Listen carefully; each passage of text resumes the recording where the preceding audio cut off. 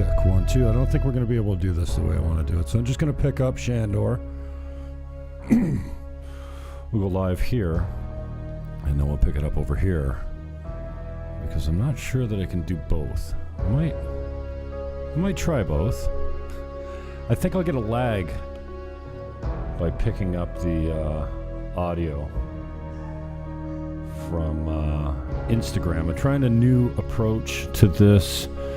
I've never done this mirroring, but it's like the only way I can really figure out how to get live on Instagram at the same time that I'm broadcasting to you freaks out on the other platforms. So we're live on, we should be live on the Trew.Tube channel. Let's check this now before Sandor gets out here. Kids in my complex are a rowdy bunch, so they will be interrupting whenever they see fit. What up, Matthew? WTF Niagara, you got a request to join. I don't know that I can tag you or that it's even necessary. I want to see that I'm live here.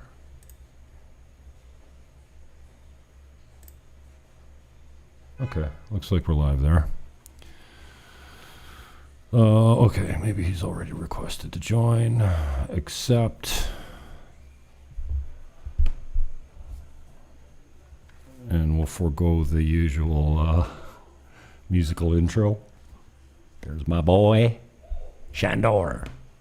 What's up? Oh, no. Can you hear me, aight? Oh, shit, I can't hear you. Oh, hang on. Okay, let me hang on a second. Oh yeah, I got you. I got my music up in the background here. Oh, hang on 1 second, bro. Okay, there we go. Oh, now I got the intro music going up. The producer's horrible. See Jim? Remember Jim? Hi, buddy. Oh, look at how gorgeous you are. That's my boy. How are you? Hi. Hey, big man. Well, you get the whole family on tonight. I'm not sure how this is going to go. I'm trying to... Well, I've got you picked up over here. Hang on.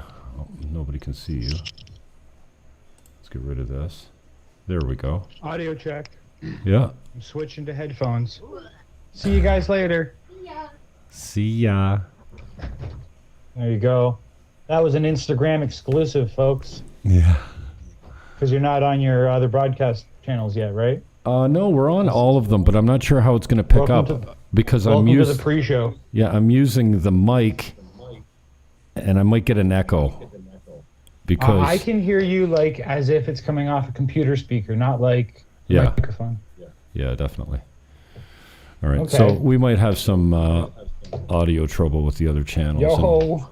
And what I'll Boom. do is maybe I can get someone to let me know what it looks like on Facebook. Let's go over here.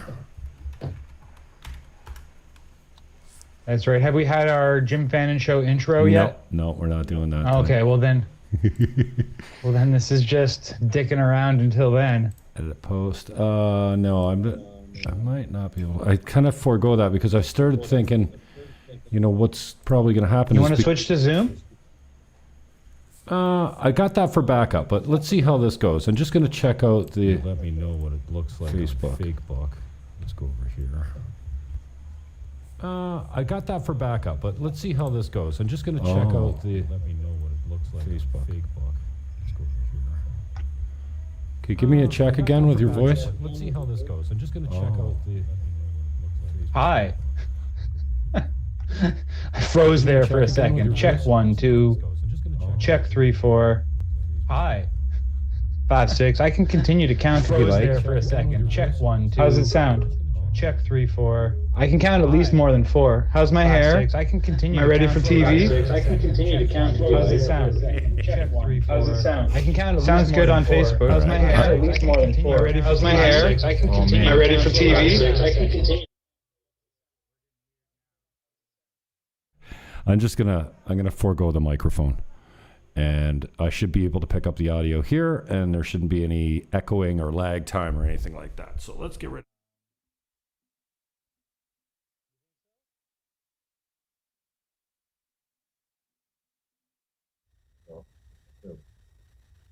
That was pretty epic, folks. I don't know. It sounded crazy on my end. How you feeling, brother? I am That was pretty epic. in the middle. I don't know. I don't have anything planned. Usually when I come on with you, I'm got like a presentation. I got an axe to grind, and it's nice and sharp. But today it's just a little chit and chat. Mostly chat. Hopefully no chitting. Tell me a little bit about how this new tactic in the war we're fighting. Tell me what you're doing. Well, oh man, I don't know if that's. Apparently, you can zoom. Yeah, there you go. I didn't know you could zoom until now, so I can be a full pundit. Okay, welcome to pundit mode. Have we done the intro? We're not doing the intro. We're doing it raw Instagram style. Just a couple of fellas having a chat. Couple of fellas. What do you got here? You got your YouTube channel? Yeah, live on YouTube. Well, let's ask the public. We got 10 viewers right now. Thanks for joining us. Any questions? We'll let them throw that out there, and then we'll... You ask me how I'm doing? I hate that question. Anytime I hear that question, I freeze up, and I don't know what to say. I was specific. I said, what's the new war look like? I said, Oh, you- I know oh, you've had that. oh. Yeah. How you're feeling. Hmm? How you're approaching it. Have I? Not coming in? Yeah, a little. I think so. I think, whoa, a little. Well, I got to say, it's a time of reflection because it's winter. Summer is very much an active time, and winter is very much a reflective time. So I've been reflecting. So it's a new year also, and in a new year, you look back at the year that was, and you look forward at the new year that will be. And 2021 was not so good. I mean, it wasn't so good for all of us. It was epic and it was legendary, but it was also very painful. And worse than the pain, because pain is life, is the sort of the counter persuasion being less than effective. In fact, so ineffective that it almost might have been better to do nothing. So, of course, that's not necessarily true, but it is a question to ask oneself when reflecting in a time of reflection. So, in what ways was my behavior or our behavior counter persuasive to our objectives? One of those questions. And to answer that question, I don't know. I mean, I have feelings about what other activists are doing. I don't think that it was helpful to be arrested for protesting. I mean, it was significant, it was demonstrative, but a lot of what we do as activists rallies up our own troops and alienates ourselves from the general public. And it's because the general public doesn't really have a full grasp on what the hell is going on, and they're always being filtered through the media.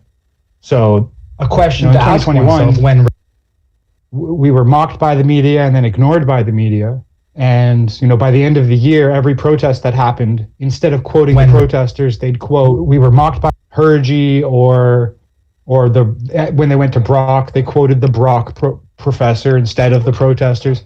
So really I'm not sure if my feelings have changed. It's that the incentives of advocacy, activism, protest have been radically changed.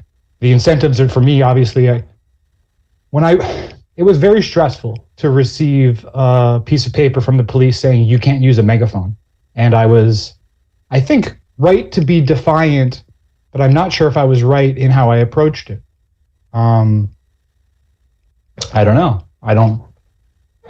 People on our side will be like, yeah, they had no right to do that. And it's like, oh, yeah, that's true. But the people on our side aren't the only people in the universe. And there's a big world out there. And so Anyway, I don't even know what we're talking about. What are we talking about, Jim? Well, I think it's the had a ship caused me to let us go. Well, what did I say? What did I do? I was on Rob Primo's Instagram, and I said this and that. Just give me a second. I'm overheating in my hoodie here.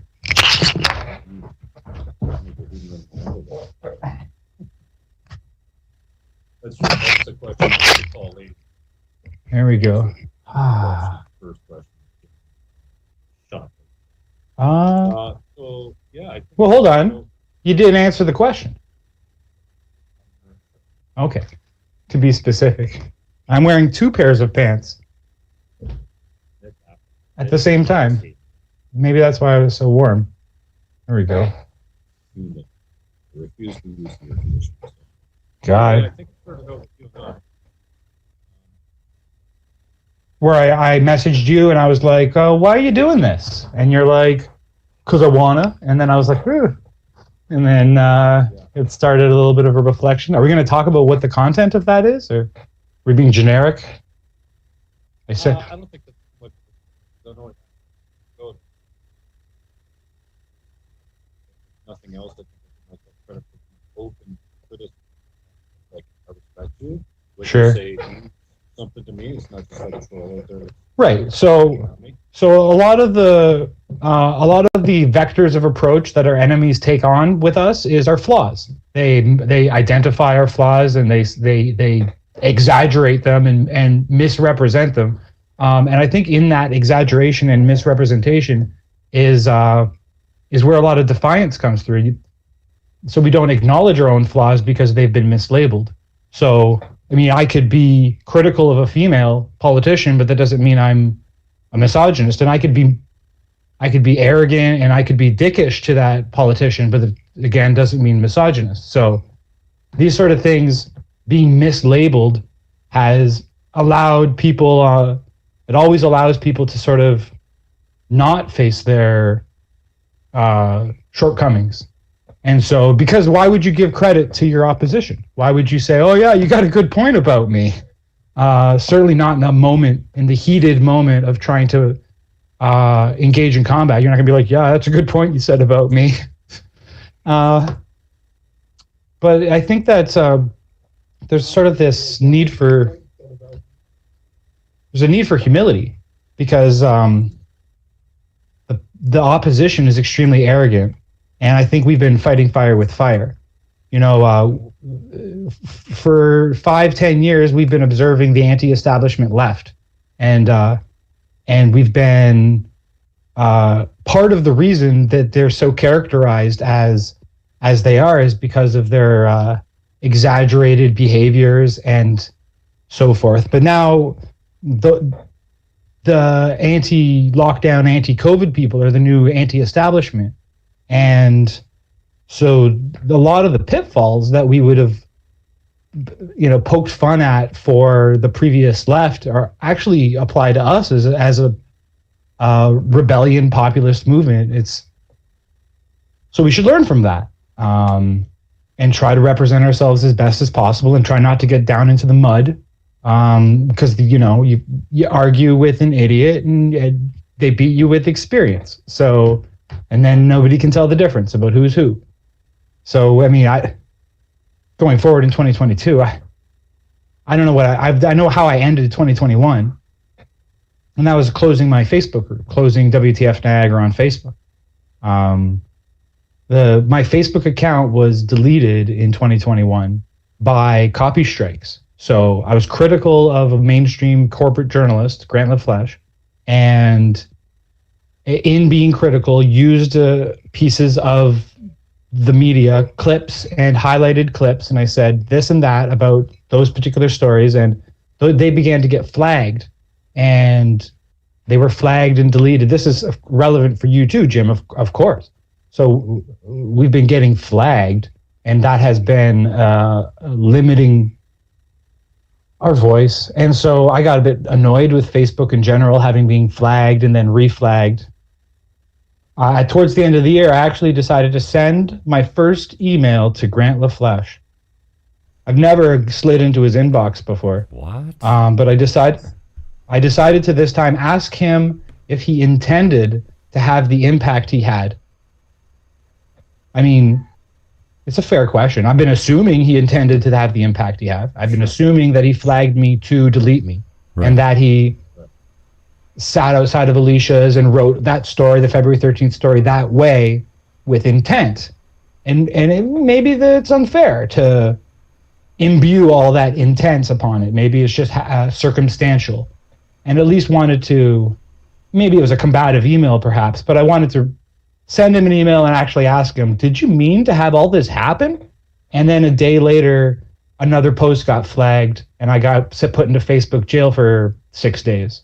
So I got my answer. And so I kind of, that Facebook account got flagged into oblivion. It's like 3-4 strikes and you're out. And I got 2 strikes. So building another body of work in that environment is ridiculous. So I just pulled the plug. And there's other reasons why. I mean, in a tactical sense, the WTF Niagara on Facebook was in plain sight, and everyone knew about it. And so those who hate it and those who love it were new.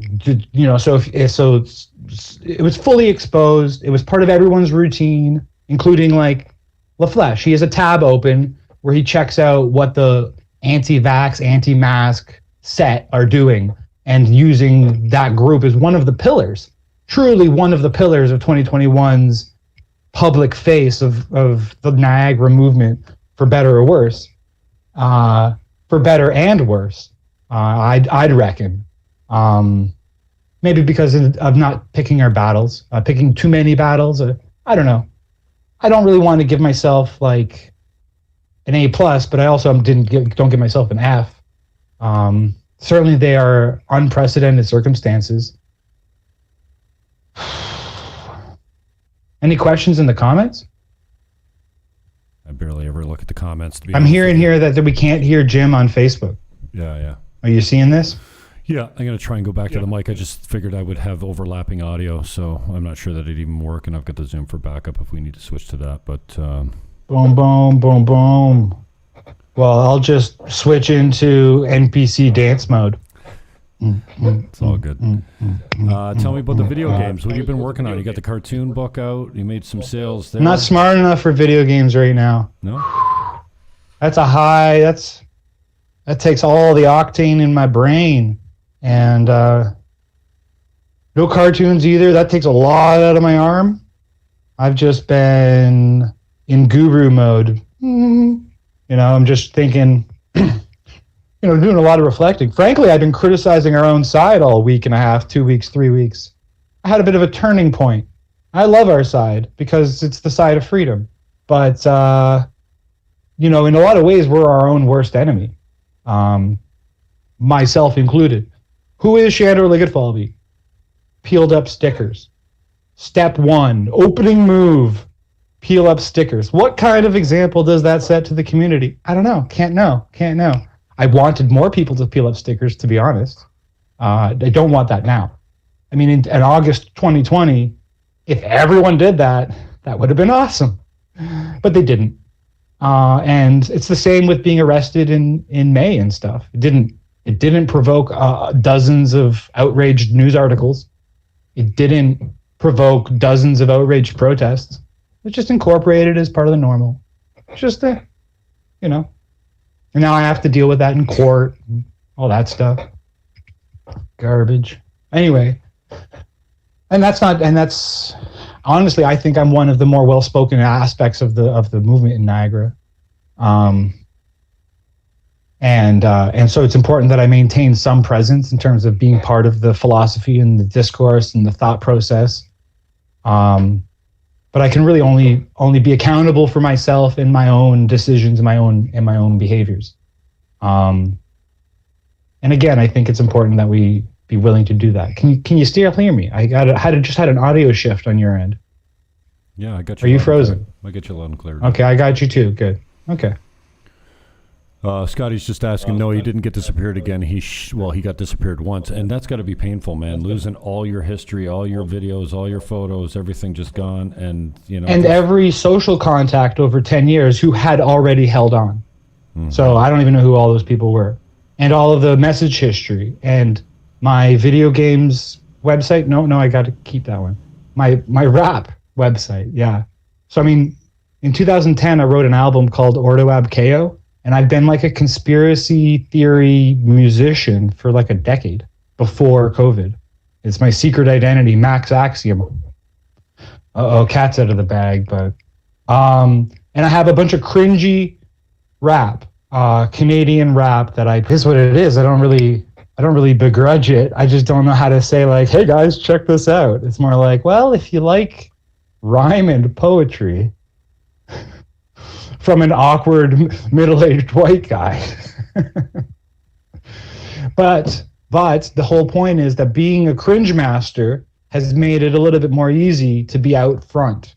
But being comfortable causing cringe is also counter-persuasive when you're engaged in like a persuasive arena. We're not just trying to get clicks. We're not just trying to gain a following. We're trying to actually win hearts and minds. And so, we're not going to win the hearts and minds of our opposition, though. We're not going to win the counselors' hearts and minds, and the mayors and the journalists. Those are like outlets that are just going to keep pumping their message. There's an invisible middle that we're trying to reach. And I mean, to be honest, have we as a movement represented ourselves as a viable alternative?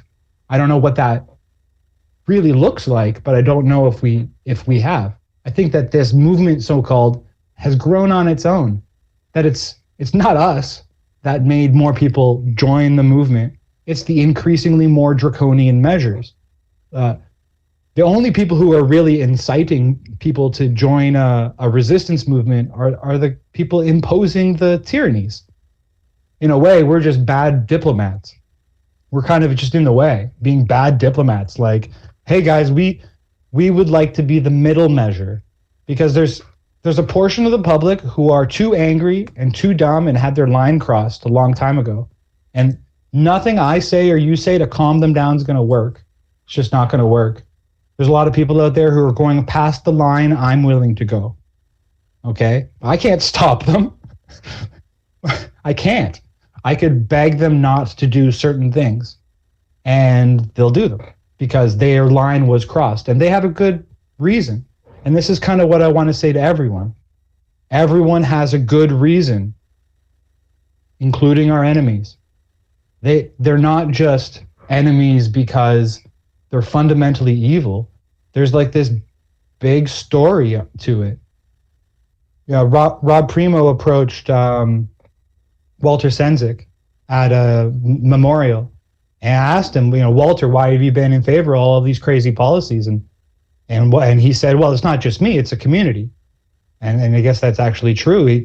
Walter was receiving emails from the public, not just from the angry, we're going to arrest you side of it, but you got to do something about this, right? These people are risking people's lives because that's their game.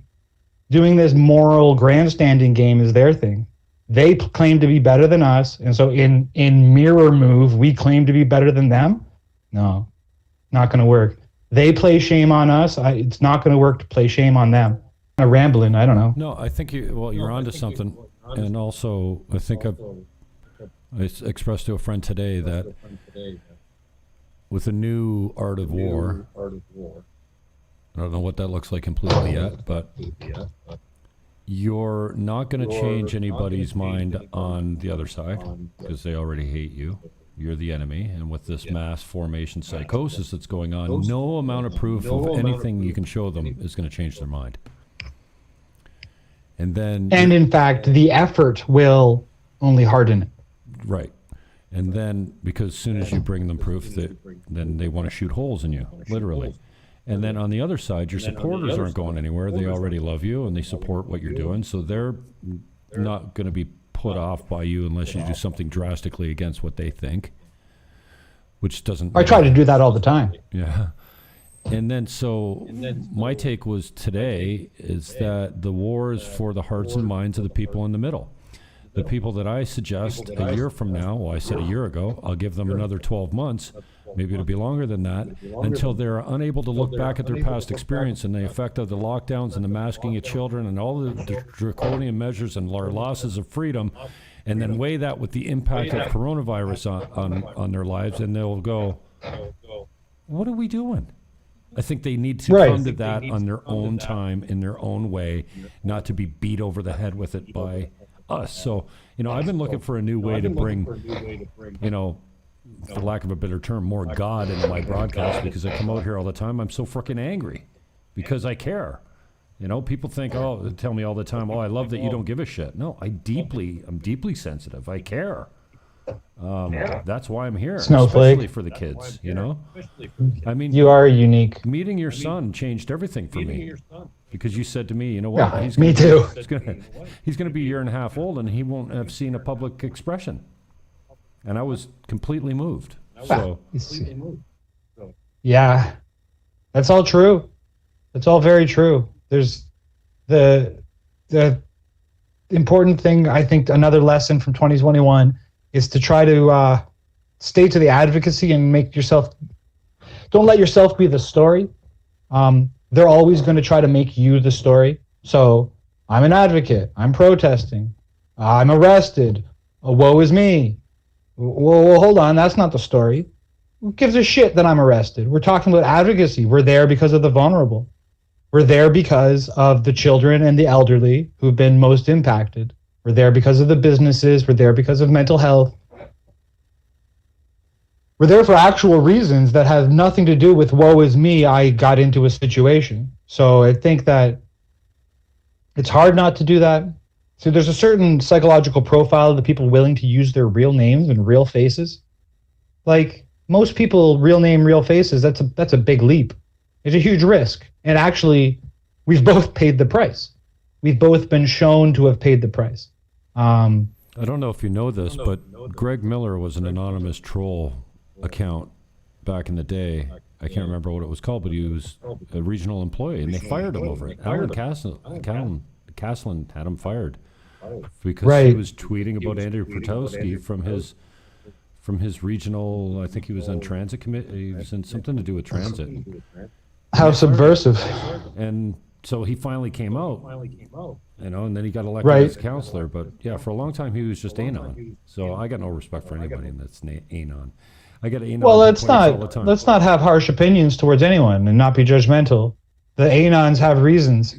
Now, anon troll assholes are exploiting the anonymity, but does the average person really want to go through being Jim or Sandor or whoever else has put their faces out there and has got their names dragged through the news and risked their livelihoods and risked their families? And I don't mean risked in an abstract way. I mean in like an actual tangible way. Livelihood has been hampered as a result of the profile we've selected. And this is what I was saying about the profile, the psychological profile, is that there is a sort of, I don't want to use it like it's a psychological designation or anything, but there is a sort of narcissism involved in turning the camera on and putting it on yourself and saying what you think about the world. So there you go. I mean, there is a certain, I'm the guy doing the thing. Ooh, follow me, follow. Like it's a narcissism machine where the incentives are geared around, please follow me, as opposed to, I don't know what other incentives, but I mean, like, in a way, we've all become friggin' pieces on a game board, and without self-awareness and transcendental thought, and looking at the board as it is and what kind of roles we've been playing, we're just going to run headlong into things. Like I didn't support protesting at people's houses, and I never have. I haven't supported that all year. But there's a whole contingent, probably much more people than just me, who thinks that's taking it too far. And there's reasons for that. I mean, it's not that it's taking it too far. It's that is it helping persuasion? Is it helping? It's just playing the role of the bad guy. And so we have like the anti-vaxxers are the other, and the hegemonic system will use the other. It's not like we're an actual viable alternative. Instead, we're their fricking pawn. And every time we stand up and act the fool is a time for them to be like, haha, look at those fools. And well, I'm done standing up to act the fool. I mean, I'm one of the least foolish fools, but fool I am nonetheless. I say least foolish because I use big words and I have my research done and I have links and like check myself and I try to have integrity. I'm still just an average guy compared to the system. There's this thing called the asymmetry of bullshit, where any bullshit takes 10 times as much effort to refute. And you got to think, these guys, millions of dollars of bullshit factories, and we're just schmucks on our frigging YouTube. So it takes a lot of energy. I got mixed feelings. A lot of energy. I got mixed feelings when I'm watching the protesting at the houses, because one, I want them to be uncomfortable. You know, I've grown to really right. No, I understand that too. Strong feelings for these people that are taking the freedoms from us and our children and masking kids and thinking it's okay, and now taxing the unvaccinated and stuff like this. So on one hand, I want them to feel uncomfortable. I feel sorry for the neighbors because that's kind of bullshit, you know, hanging out and beating drums and megaphones. Right, and they're well paid, very comfortable lives, other than the occasional rabble at their porch. And Nancy Graham's saying on YouTube here that she supports the protesting at their houses. So I'm of two minds. Half of me is like, make them pay. And the other half of me is like, ooh, this is not making us look good. You know what I mean? Yeah, it's nothing illegal about it, but I don't know. Nancy Graham supported the QAnon shaman sitting down in. So, I mean, she has a very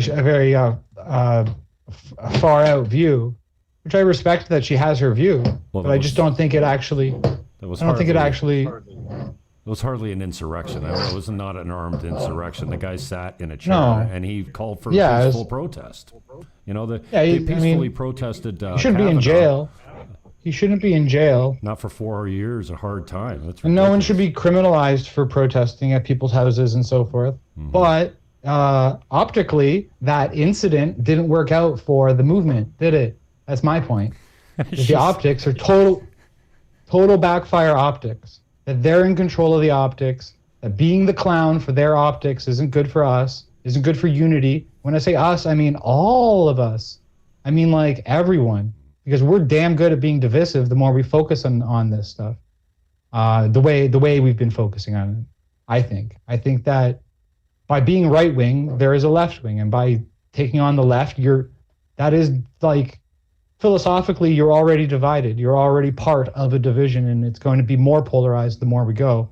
And that I think that being humble will more honey than vinegar is really the only thing that can work, if anything can work.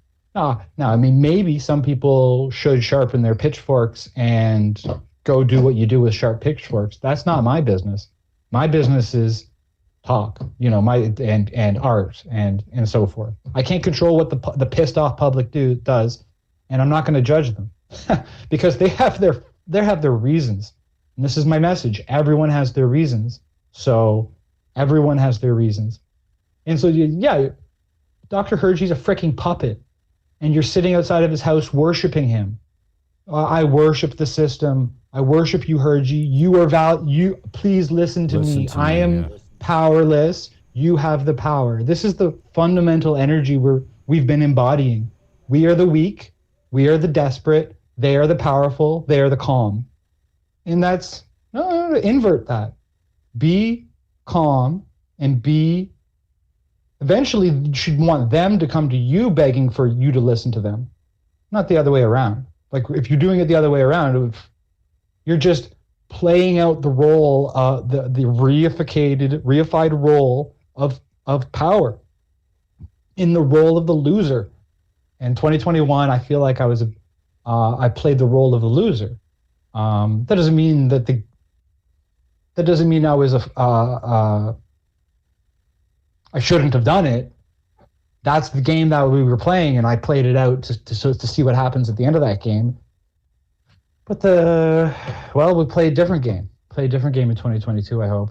So tell me what that looks like. How do the tactics change? How do you less is more? How do you fight this war? Less is more. Like we've been trying to say, the more of us there is, the less people are thinking for themselves.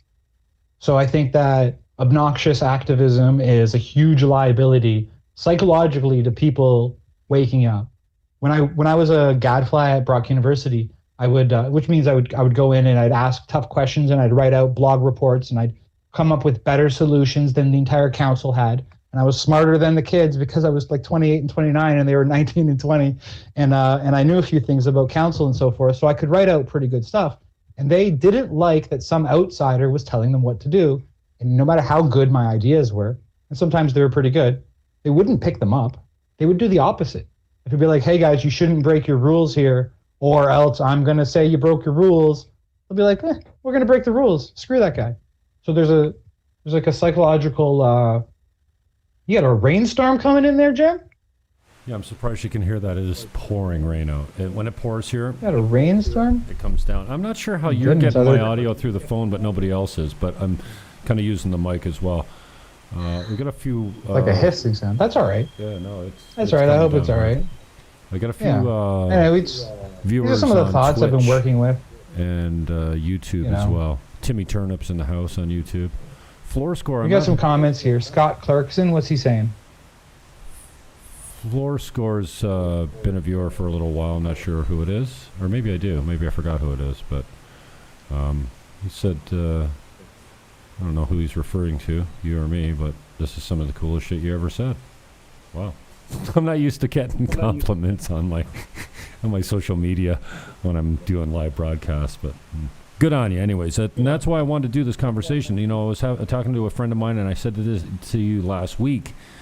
Like last week, we had this really important conversation that lasted about an hour, and I feel like we almost should have those deeply personal, private conversations and then make them public, because people love to hear what, like, this is a conversation like we could be having, but we know it's being broadcast. So I think, you know, when it's done for broadcasting, sometimes it has a different effect than if we just recorded a really personal conversation, and then I said to you, hey, do you mind if I release that? And you go, well, I don't care. I mean, I didn't really say anything there. I don't want to be heard.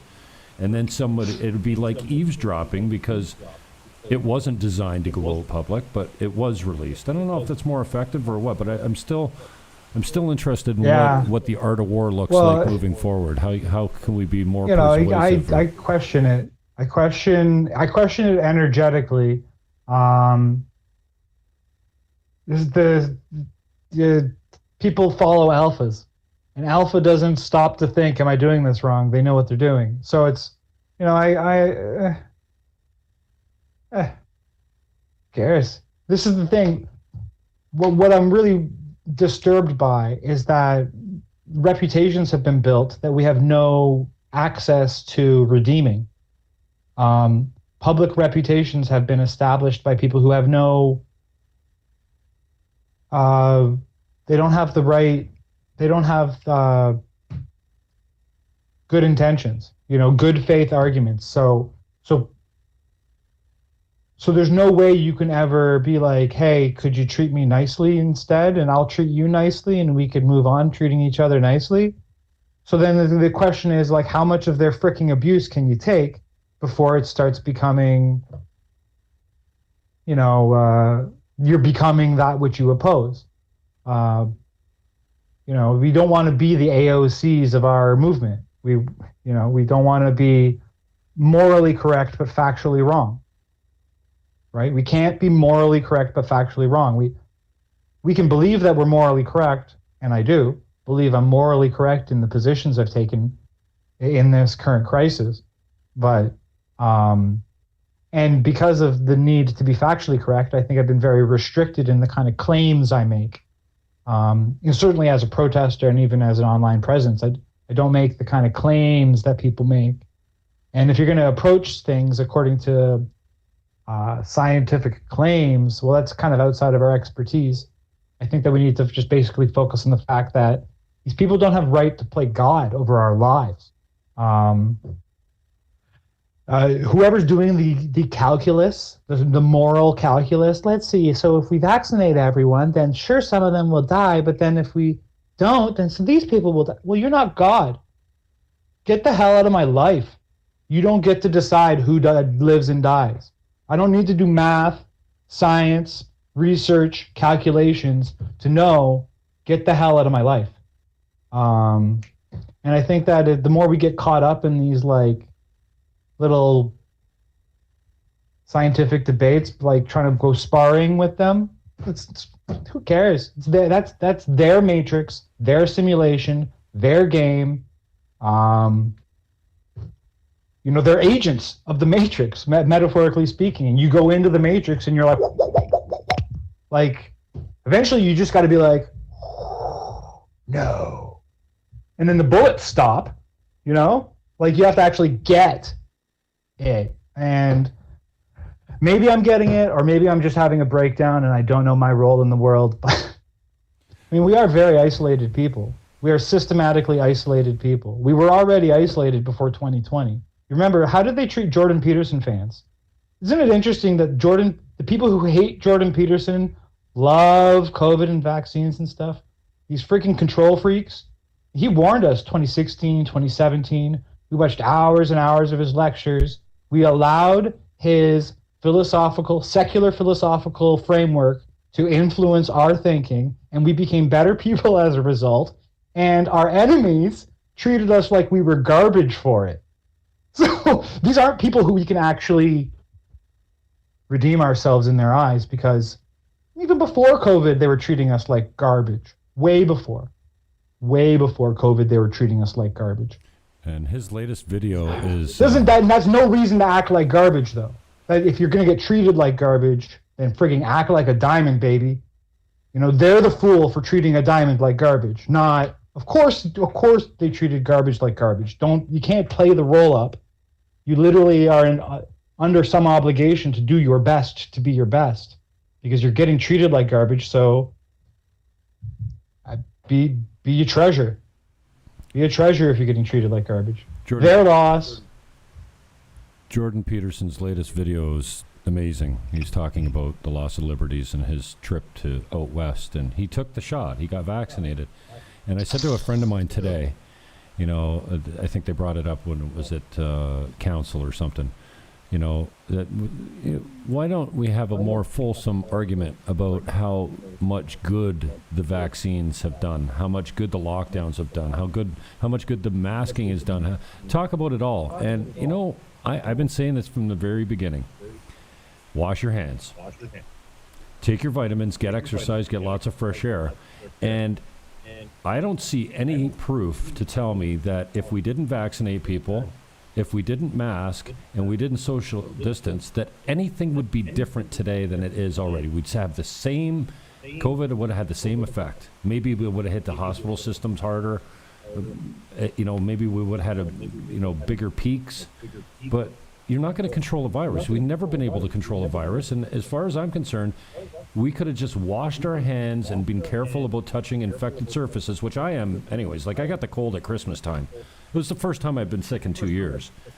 It was 3 days of hell. But that's it. And then about a week of, lung congestion. But I don't usually get sick because I don't touch public doorknobs and I wash my hands. Well, until COVID, the strange thing is, they called me Jim Fannon in school because I would never touch doorknobs. Forget the bathroom doorknob or the faucets in the bathroom. Never. I just never touched them. And then when COVID came, my knuckles weren't red anymore from washing my hands all the time. I don't know. It just left me. I still don't touch doorknobs. And you're contrarian. It's because you're a contrarian and you saw everyone else be germaphobes and you're like, oh, I can't. I don't know. It just left me. I can't. I had no interest. It wasn't. Now, I'm not saying, when people came to the house and whatnot, I was careful. Like I would wipe down Right. surfaces and stuff like that because. Okay. But they had me scared for a very small amount of time, where I thought, oh shit. Oh, I was already in my own world. Comorbidities, like I'm, but I'm pretty healthy. I'm 53. I don't think that we've done anything to curb this. That washing your hands, and you want to keep your distance, fine, but I don't think this is an airborne sport. This is a contact sport. You spit or you sneeze, you touch something, somebody else touches it, puts it into their eye or their nose, their ears, and their mouth, they get sick. It's not, but I just, the thing that bothers me most is what we're doing for the kids. But I don't know that any of this has had any effect. And they sold these vaccines by saying that you won't get it. Hey, this is a vaccine mark right here. How many people have gun these? show, folks? And somebody said, oh, well, if you got one of these, then you didn't know what was in those.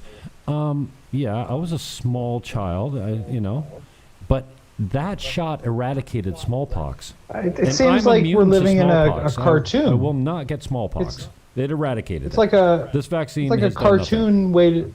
Sure. No. Because you can't actually say that. You don't actually know that. And by saying that, you discredit yourself. Quote, this vaccine's done nothing. You can't say that. You don't know that. You could say it hasn't had the what we were promised. Yeah, I'm just saying, we have to actually be careful. So we get so caught up in our cartoonish statements that the reality that we're trying to get across gets... it's done nothing lost. from the standpoint that it hasn't stopped infection or transmission. It's done nothing compared to what they were told us that it would do. They told us that it would didn't stop end the infection. crisis. No. Didn't end the crisis. In that way, the crisis goes on. It's done nothing. It's a forever like crisis. What they told us it to was going to do. Yeah. A private corporation to make us booster and booster and booster forever. Whatever. Dear God in heaven above, I pray that we can do something else with our lives. Because it's been 2 goddamn years of this fucking bullshit, and I'm so goddamn done with it. You're right to ask me what I'm doing with video games. Not enough. Not enough. I have a gold mine of ideas to work on, and instead I'm trying to fend for the freedom of the future. I got a 2-year-old, almost 2 years old. His future's coming up, and I really feel for all the people who are really in school and what they've really done. They've really screwed with everyone's lives for month after month and year after year, screwed with our heads, gaslit us, told us we're bad for resisting this stuff. We're bad? What the hell? Just let the kids go to school. Just let people see their grandparents. Just get the hell out of our way. And we're not bad. So, I mean that. We got to give it to God at this point. We are screwed. We are screwed on our own, and the more we take it into our own hands as if we got this, no. We don't got this. This is way bigger than I can handle. It's bigger than you can handle. Bigger than all of us combined could handle. I think we... Tell me if this is too some defeatist. My mother... No, you can't be defeatist, though. No, but tell me if this is a defeatist attitude. My mother would say if she was here, Jimmy, yes. Who cares who is mayor or regional chair or who the president is or who the prime minister is? What are you doing? Just go to work, take care of yourself. Success is the best revenge because you ultimately can't change a thing. And I ran 10 elections, one just to stop Walter Senzik from being elected. It's a bit of a casino. Yeah. You can change some things if you win everyone's pulling the slot, I'm going to influence the future. And maybe you come up with 7s or maybe you come up with duds. Some people do it. Some people don't. So she's right and she's wrong. Maybe she was making her assessment for you. Maybe she was saying for your best interests. Maybe it's not a grand philosophical thing. Obviously some people do. Some people are Joe Rogan. Joe Rogan's Joe Rogan, right? He did the XYZ to become XYZ and so forth. He didn't just go sell real estate. He did have a job, do this, do that, and build himself up to becoming influential, at least having a broadcast audience, and certainly being sort of like you, except 1,000,000 times bigger, or 10 million times bigger. Like actually, like boom, the big guy. Who are you talk to people, you have conversations, long form conversations, you have an opinion and a perspective and so forth. Yeah. So what do you think now? I mean, you're in the Dominican and you're making some real estate sales, right? But you're still part of the conversation. So it seems like you've picked like both. It's like when Neo's told to choose between Trinity and the Matrix. And he chooses Trinity, but he saves the Matrix too. Like, I mean, being offered a false choice, it's not really a real choice. So you're a dynamic person. And I think your mom probably meant well with her advice. Especially if what you were engaged in at the time was, you're right, you did lose tens of thousands of dollars with your choices, right? You lost bank because you became a party politician, a Green Party politician, and you chose to go in that direction, and you had passion for it, and you made a choice, and that's not really necessarily regrettable. It's a learning experience. I said to a friend of mine on the phone today that every time I press the Facebook button, I know that my ego's engaged because I don't care what people are saying. I just care what they're saying on my posts. And I think that I'm going to get to a point where I don't look at Canadian politics. I don't look at local Niagara politics. I stay the hell out of it. Like, I think for my good friends, very soon they're going to get a request from me. Don't bother. Don't send me the shit because I'm too busy. I don't want to know about it. I can't afford to look there. Right. I'm done. I'll do my broadcast. Yeah. And maybe I'll just focus on Dominican Republic real estate. I got this great video of me hanging out with my coconut guy. You should just blow up your fucking profile.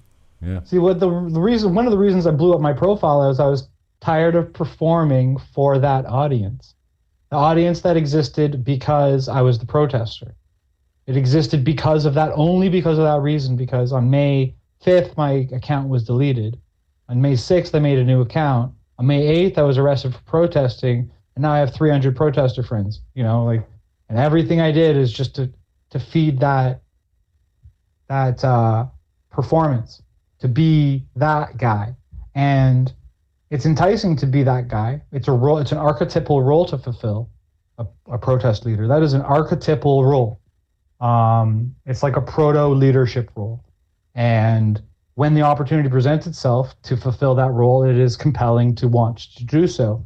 But once it's been achieved, it was also like a bit hollow because it's not necessarily achieving the fundamental goals of participating in the first place, of protesting in the first place. It might have in fact been counter-persuasive, which is even, might have been. It's important to remember this. And people are so extreme. They say, nobody cares, but then they hear that at least one person cared. So they're like, they give up, they throw their hands in the air. My enemies haven't been defeated, and the middle public still doesn't care and hasn't been activated. Nobody cares. Well, there were still dozens or hundreds or whoever knows how many people along the way. So it's not true that nobody cares. Somebody cares enough. Somebody cares enough. And, we put a lot of weight on our own shoulders. Probably part of the ego too, right? Just be like, I'm the one who can solve this. Okay. Sure you can. So I think moving forward, it's just less is more, less visibility for those schmucks of us who are already well known.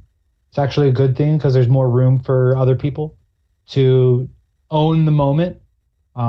Any effort on my behalf to own the moment is a negative thing for optics. I can't really own any moments. I can't lead a protest that succeeds in making a message, blah, blah, blah. It doesn't exist. It's all sort of chasing phantoms. Your mom is right. Beat them by living well. That's completely true. And in fact, it's a baseline. If you're not living well, shut your freaking mouth. Jordan Peterson, clean your room. It's not just have a tidy room. It's have your freaking life in order before you have the arrogance to say, I know how to put everyone else's life in order too. Now, we're not the freaking radical ideologues trying to rewrite society. We're reactionary in principle. We're counter-revolutionary. We just want to be left alone. So we're forced into a position of activism because so much is being imposed upon us. I don't call it activism, advocacy, anything, just speaking up, whatever it is. But I'm just quite convinced that right now anything that so-called anti-vaxxers do is working against them. I'm just quite convinced of it. I mean, I'm sorry. I'm sorry that we couldn't have done more to.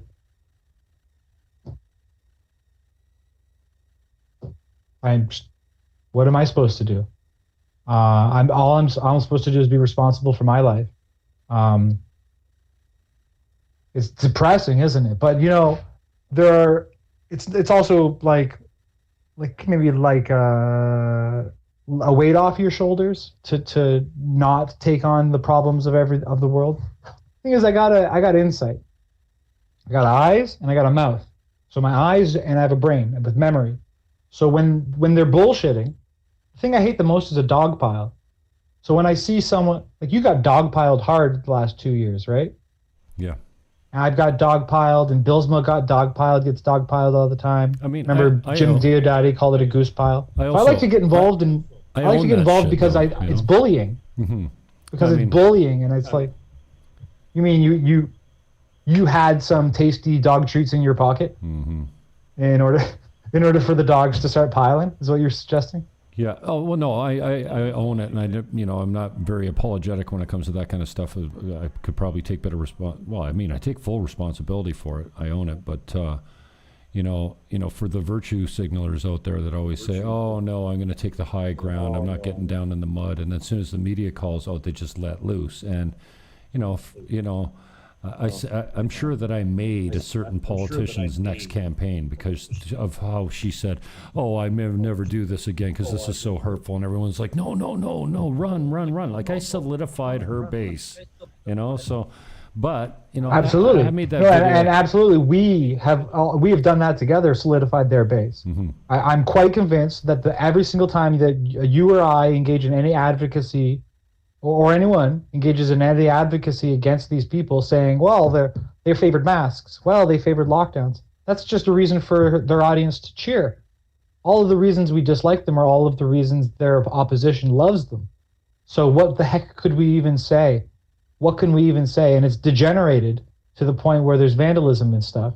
And that's not, I just wanted to have a political conversation with people. I didn't want to see that. And I was very disappointed in that. It was a bit of a turning point because we both got blamed for it. This kind of conversation was somehow roped into that. And I don't think that was very fair, but if in any way that I'm contributing to a negative environment, I should own that and contribute more positively. And so that's what I pledge to do, what I commit to do. None of our opposition who uses our supposed reputation against us is going to care. They're not going to be like, oh, wow, they've turned a new leaf. They're still going to be. Again, you weren't treated. You say you own it. I think you were mistreated. And that's tough because we don't want to be defensive. We don't want to be all caught up in that narrative of keeping that axe grinding. We just don't want to keep doing it forever. There are other things to freaking talk about. Yeah, and you're right. I mean, mistreated from the standpoint that I own my initial action, but certainly the fake news and the running of over and over and over, and never the complete story. And you know what? Maybe I'll release the video one day because after the Clark Bitter thing went off where he was trashing me and making all kinds of false accusations. That was really mean. Yeah, like it's ridiculous. And then, I thought maybe I'll release the Bill Sawchuk interview because he quoted nothing. Just that nobody cares. He only quoted the juicy stuff that comes, but there was a lot of heartfelt owning in that video, in that interview, and no one's ever heard it before because all they see is the fake news that ran for 45 days. Nobody saw the hate mail that I took, and it's just frustrating that the people you're trying to prove yourself to, theoretically, would be trying to prove yourself to, aren't listening, won't listen. are only listening for tidbits they can use against you. And that's a very negative environment to be in.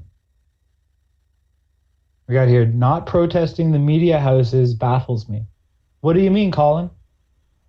Colin? Just wondering what you mean. You want to protest at the media's houses. And that thought has occurred to me, many times as I've been literally silenced and censored by a media person who I may be aware of where he is. Yeah. But I can't frigging harbor that. No. This is the thing. I'm an anti-doxing. You can't tell the public where people live because the public's freaking crazy, man. Mm-hmm. I have my rule book. But the public does whatever the hell they want. CTV and their studios. Okay, great. And we'll get a high def, rah. No, I'm in favor of protest if it has a certain critical mass, like numbers. I'm in favor of numbers. Small protests are kind of like, oof. Really, demonstrations are nice because you can do something artistic and poetic and remind people and so forth. It really is quite difficult to generate populist swell. So. Mm-hmm. Well, we should wrap it up, man, because we're going to get cut from. I think we were only allowed an hour out here on Insta Live. Yeah, or you can't save it or something. Oh no, I got it saved. I got it recorded, and I broadcast it to the other channels. But as Howard, we got any more comments? How many more minutes do we have? I don't know. It just stops when it stops. I mean, I could fire it back up if you want. I got a Zoom channel. I guess you're already past an hour on Instagram. Yeah, maybe you're already past an hour and 10 minutes ago, so yeah, we'll wrap it up in a minute, I suppose. Just less is more. I don't know what I'm going to do with comics. I love comics. I think the comics were the best thing I did last year, and I think that satire can maybe save the world. Satire can save the world because it's funny and it's insightful and the people get it and it's powerful, and so the more satire the better. Where is it? I got my book. I made a book. Made my first comic book, and it's actually pretty dope. Where is it? We got this one here. There you go. There we go. So this is my first ever book, graphically produced. You got this. You know, well, if I'm not on screen, what are you doing? We're showing it. I'm showing your Twitter page. I'm showing the book. There you go. Yeah, see it? It's right beside your Twitter. There you go. There you go. So this has been selling fairly well. A lot of work in there, bro. There's Greg Miller, and again, I didn't do this because I have any sort of feelings towards Greg Miller one way or the other. I think he's kind of entertaining. Like I follow him and I think he's kind of funny. But this whole shtick is because he canceled Canada Day, canceled Canada Day, and I thought that was a real bummer move. And so then it's satire. And look, I'm not the first person to do crude artwork of politicians. It's not like I came up with this in myself. Like, what we should do is we should make fun of them with pictures. Like, yeah, people have been doing that for hundreds or thousands of years. And so I made them legends. Nobody's done that for them before. You're welcome, guys. And of course, we got Grant LaFish on the cover. And Grant LaFish, you can follow on Twitter at Grant LaFish. And you can find on Facebook, Grant LaFish. Grant LaFish is out there, and he's making sure to remind you to book your hook. Book the hook. He's book hooked your on hook, me, folks. Man. I'm still getting copyright strikes from that guy. Well, I hope that this is more honey than vinegar. It's still a bit, it's maybe a spicy honey, but it's still like tart. You know what I'm trying to say? Like, this is better than wagging our fingers and saying I'm better than you and you suck. Like, it's. Ugh. Anyway, there we go. So these are available. $25. I'll do another run if people want them. They're almost sold out, but they're 36 pages and they're good to go. And there you go. So that's what's been going on. It's a lot of freaking work. This was, you know. I want to talk about this one. Look at this one. You guys remember this one? So this is the speed dating with Grant LaFish. These pretty jokes he's got here. He ends up going on a date with a clam, and then he sees the clam back at the boxing rink. And like, the joke here is about leaking emails. So the regional counselor. He dates a regional counselor in this story, and she leaks emails to him, based on a true story. Based on a true story. So, in 2022, I want to up the ante on the artwork. I guess we're on Instagram right now, and my Instagram is devoted to the artwork. So anyone who's listening and doesn't know who the heck I am, go check it out, and you'll see all the artwork there too. It is what it is. It's as good as it can be for me. I kind of want to do other things in 2022. I want to get my freaking life back and do other things. Wouldn't that be nice? But it really is kind of a war, isn't it? And these are our munitions. These are all we got. It's like a meme war. You know, can't engage in anything else other than meme war. So that's the comics are super memes. So, you know. Where are we at with the court date? Are you still, are you setting it, or are you just pleading? What's the deal? I heard you say on Primos that you decided to plead guilty. Are you still feeling that way? I have planned to... I don't know how to necessarily disclose. I think I've already disclosed publicly, but I'm not planning a trial. I'm planning on doing what I can to have that go away.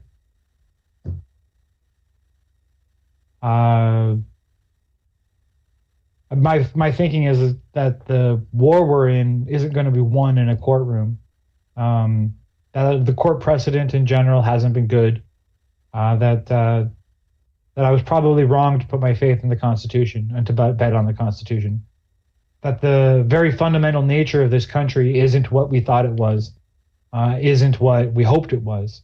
It's some other country, and it is that country though. It is a country other than the one we hoped for. And we have to actually live in that. It doesn't mean I'm going to bend the knee, but I'm going to just do what I can to take responsibility. That's how I look at it, taking responsibility. Generally speaking, if my actions were seen as not taking responsibility, then that's a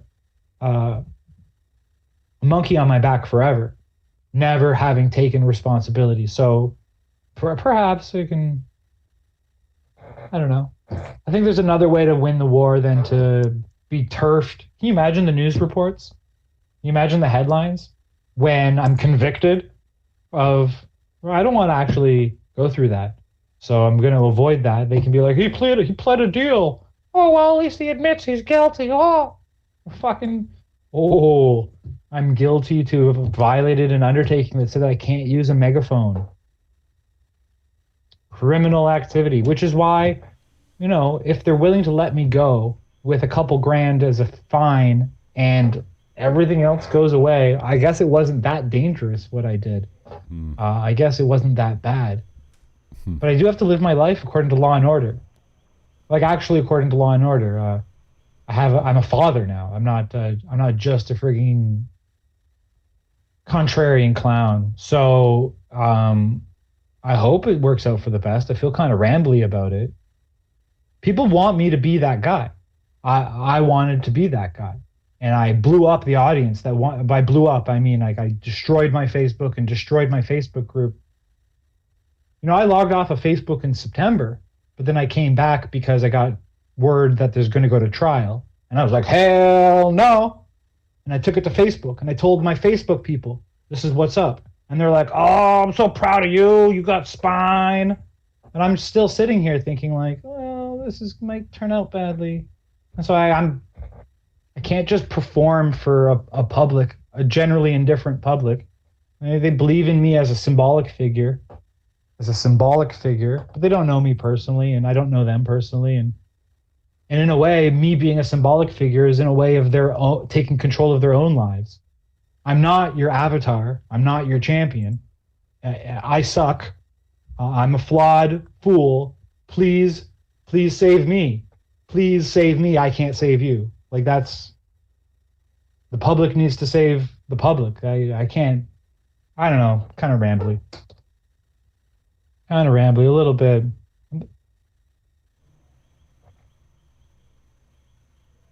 Been good. Thanks for listening in. Thanks for listening in, folks. Yeah, Primo's in the house. What the hell took you so long, Robbie? Get him on. Yeah, get in here, Preems. Primo with the Cremo. Yeah, I'm surprised we didn't get cut. Be nice. Well, I don't know. It keeps going, but you won't be able to do an Insta Live video re-upload thing, I think. Oh, he's got to get his frigging sleeveless shirt on. He's got to get his sleeveless shirt on before he can come on. My God. Oh, man. So it turns out, news update, folks, that studies show that women have had a reaction, menstrual cycle reaction to the vaccination. So, I mean, we all knew this because it's totally freaking weird to slide into the DMs with that question. Okay. Yeah, weird, but I guess I didn't know. But Dave and her are quite familiar with each other. I didn't know that. Aren't we all? Yeah, probably more familiar than some of us want to be. But well, I had so many friends of mine that told me, and now they've gone public with it. But you know, I remember saying this when it first came out. Evidence, it's always anecdotal in the beginning until you get enough people that say this is happening. Like it's when it first start happening, it's all anecdotal. That's how it starts. But of course, I'm surprised the media even touched it, that even took it on, or even reported it, because you know, just right. Yeah, there's a lot of surprises. Mm-hmm. Primo says he's putting the kids to bed. It's a real study, though. That's all right. No, it's hey, put the kids to bed. Yeah. You know, enough of these schmucks yammering. Yeah, for sure. Yeah. And I'm about done here anyways. Thanks for having me. Yeah, I appreciate the conversation. Yeah. I think it's it's a different tone, that's for sure. It's hard to know. It's just hard to know. Is it? Well, I've always been... my interview with Primo was a different tone, but I was more the guest than I was the host there, and he was good at just letting me talk, so I think that was it. I thought that's what we were doing. One of my fans said... you come on my channel. That's what I thought we were doing. Nice. The WTF, Niagara, Jim Fannon did nothing wrong broadcast. Oh, yeah, well, there would be a time and place for that. I wanted to try and get this out as far as... the new technology. Well, I don't think we'll ever do that. No, I don't think we'll ever do that because nobody cares. Those who love you, and those who... Well, how's it go? Those who mind don't matter, and those who matter don't mind. See. You know, what do you think? We're going to get Bill Sawchuk to do a retraction or something? Not a retraction, but like a follow-up? Where is he now? An update with Niagara's most contentious talkers. Like, let's find out what's going on with Jim Fannon. He's like, people are not well-intentioned. And they're not in a position of being well-intentioned towards us. We're their other, and that's really never going to change. So we beat them by living well. So you know, credit due. Maybe your mom had a point. With her general life advice, but I wouldn't beat yourself up for the path you've chosen, because it deepens and enriches the meaningfulness of the like wisdom. You know why instead of it just being told that. Mm-hmm. You won't have to guess what would it have been like.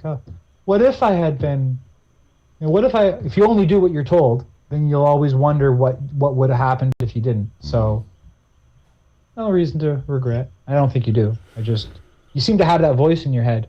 You told me that same story like that 5 times. You're like, my mom used to tell me. Like it's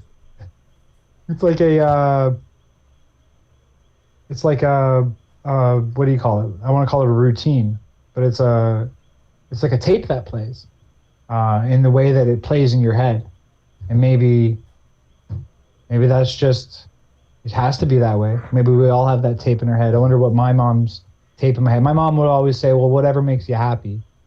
And yeah, whatever makes you happy. That's a big question to ask. What does make you happy?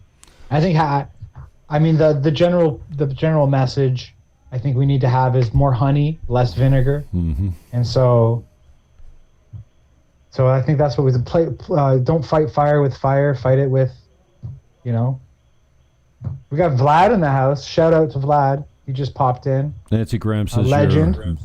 You're very wise, Sandor. Oh, thank you, Nancy. And you're very appreciated. 2020, we got her in the newspaper when she was not able to be a bus driver. Days after John Law covered my sticker peeling story, he covered her story, being a mask exempt bus driver, and that was in the early days, way back in the early days. And I don't think that the people who are in power would have brought me on board and said, hey, we want to listen to your ideas, if I didn't peel up stickers. So I shouldn't beat myself up about it for too much, but I do wonder, like, what kind of impact that has overall for the rest of us. It's not my story, it's really our story, and that's important to understand what that means. It's not whatever you do, you should be doing it in everyone's best interest. And of course, that's a big philosophical question, what that means, but I don't know if it was in the best interest of the perception of the public. Well, she said I don't know, they would have gotten gamed either way. She misses the job, and she just gave up her license permanently yesterday. Sucks. I'm sorry to hear that. Yeah. Shitty. I miss everything about the old world. Mm-hmm. Being a hustler. You know how cool it was to be a hustler in freedom? Because you could just go out and figure things out. You just go. You just travel through the world being like, I'm a hustler. You're converting things, observing things. These days, it's so regimented that feels like the color's been sucked out of the room. Mm-hmm. Is there a black and white mode on this? I know there's zoom in. Are you guys ready for the final word? Oh, shit. That's gross. D Money in the house. What up, brother? I'm okay. I'm all right. Don't do that. That's mean. That's really mean. Do it. Zoom right in. Let's do this. You're mean. All right. We've been fucking around too long. Good night, ladies and gentlemen. Thanks for joining in. Good night now. Should go with some Jim Fannon Show music? Jim Fannon Show music. Give an outro. Yeah, I've got I'll just go with Want Some. I usually just go out with SpongeBob music. Yeah? Follow Grant LaFish on... There we go. Follow Grant LaFish on Twitter and Facebook. Yeah, it's already up. It's in the background of the broadcast. The fish. Chris Biddle. There he is. Chris What Biddle. a derp. Oh my goodness. Having too much fun. Too much fun for such a tragic time. Well, the flip side of tragedy is comedy, and the flip side of comedy is tragedy. So, we're in a clown world. It's a freaking absurdist clown world. So... You got that right. Whatever. Dude, that's no reason to give up, no reason to be a nihilist. No reason to be bad just because it's a bad world. You got to be good. Amen, brother. All right. Thanks for doing this. I appreciate your time. I'll stay on here and pimp you a little harder so people can find you. You gonna pimp me? Yeah. Don't pimp me, don't pimp me. Nobody cares. They already know. Peace. There you go. Peace and love. Bye. All right, later, bro. Bo. Let's just leave like that then.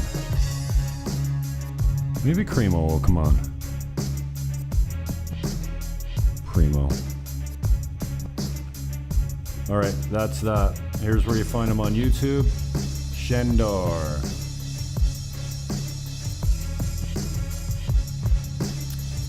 Here's where you find him on LinkedIn. Ooh. Join to connect. Oh, I'm not signed in. Here's where you find him at WTF Niagara on the Twatter.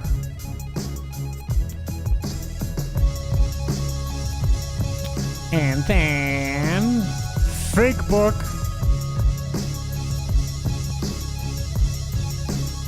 Oh, where is he on Facebook? Is this Sandor on Facebook? Yeah.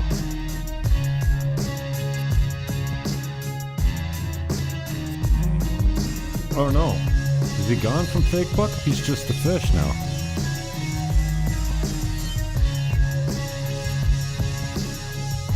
Yeah, he's just a fish. This is where you find him now. Yeah, he blew up his account, so now he's just this guy. You can't see it on Instagram, but for everyone else. Time to ramp up the pressure on ramping up the pressure. All right, my back's killing me, Primo. I'm gonna get out of here. Maybe we'll talk to you another time. Peace. Love. Hug your neighbor. And whatever you do, take that dirty diaper off your face. I'm out.